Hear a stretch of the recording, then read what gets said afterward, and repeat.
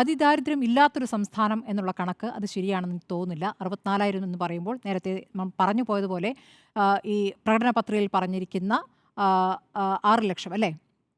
6 ലക്ഷം. 4 ലക്ഷം ഏതാ? പ്രകടന പത്രികയിൽ 4 ലക്ഷമായിരുന്നു.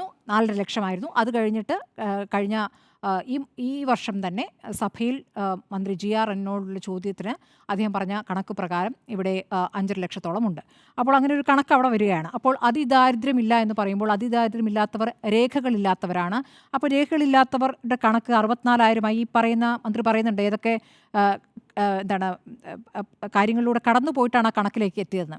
ആ 64,000 സൂപ്പർ ചെക്ക് നടത്തി 64,000 എത്തുമ്പോൾ ഈ ബാക്കി നേരത്തെ നമ്മൾ വിളിച്ചിരുന്ന 5 ലക്ഷത്തോളം വരുന്ന അതിദരിദ്രർ അവർക്കിനി ഒരു സഹായവുമില്ല എന്നാണോ? അവർ അതിദരിദ്രരല്ല എന്ന് പറയുന്നത് എന്ത് മാനദണ്ഡത്തിൻ്റെ അടിസ്ഥാനത്തിലാണ്? അപ്പോൾ അവർക്ക് അവരുടെ അവസ്ഥ എന്താണ് എന്നൊരു കൃത്യമായ സർവേ നടത്തിയിട്ടുണ്ടോ എന്നൊരു ചോദ്യമുണ്ടല്ലോ. കാരണം ഞങ്ങൾ ക്രൈറ്റീരിയയായി കണക്കാക്കിയിരിക്കുന്നത് ഈ തെരുവിൽ കഴിയുന്ന അല്ലെങ്കിൽ വീടുകളില്ലാത്ത രേഖകളില്ലാത്തവരെയാണെന്ന് പറയുമ്പോൾ രേഖകളുള്ള അതിദരിദ്രർ, രേഖകളുള്ള ജീവിക്കാൻ ഒരു ഗതിയുമില്ലാത്തവർ, അവരുടെ ജീവിതാവസ്ഥ അത് പരിഗണിക്കുന്നില്ല എന്നാണോ?